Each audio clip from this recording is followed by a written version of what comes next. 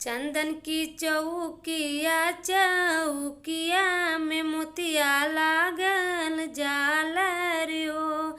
ए सखिया काय चढ़ी रामा जी जे आवे त सीता बेटी खुश होवे हो।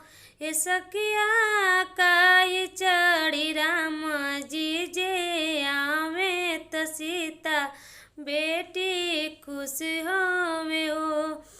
सब सखी हंसी हंसी पूछे नियो, ए सीता कवन कवन तप कैलुत राम ऐसन बर पैलू।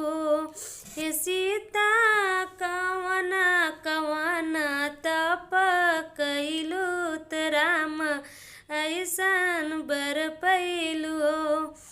शिव के करीला पूजनियात गौरा के मनाइला हो। शिव के करीला पूजनियात गौरा के मनाइला हो।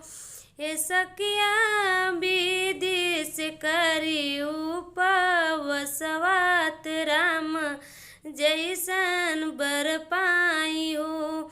ए सखिया विधि से करी उपवसवात राम ऐसन बर पाई हो।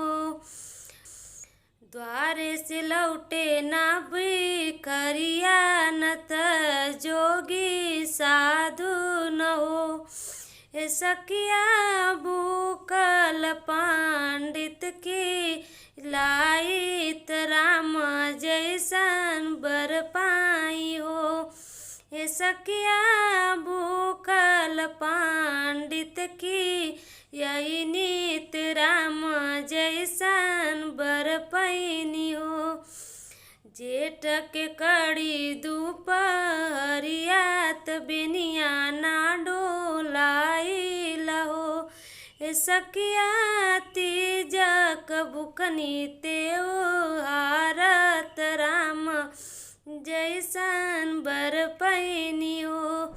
ए सखिया तीजक बुकनी त्योहारत राम जैसन बर पैनी हो। माघ मकर नहाइनी तो यज्ञो नाही तपनी न हो।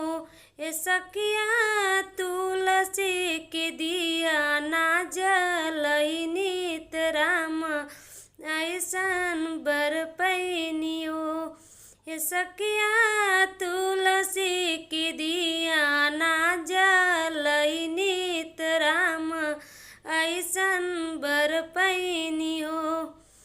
भोरे उठी रोज नहाई त सूरज पौआ लागी न हो।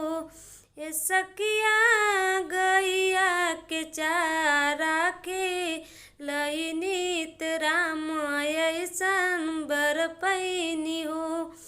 ए सखिया गैया के चारा के लईनी त राम ऐसन बर पैनी हो।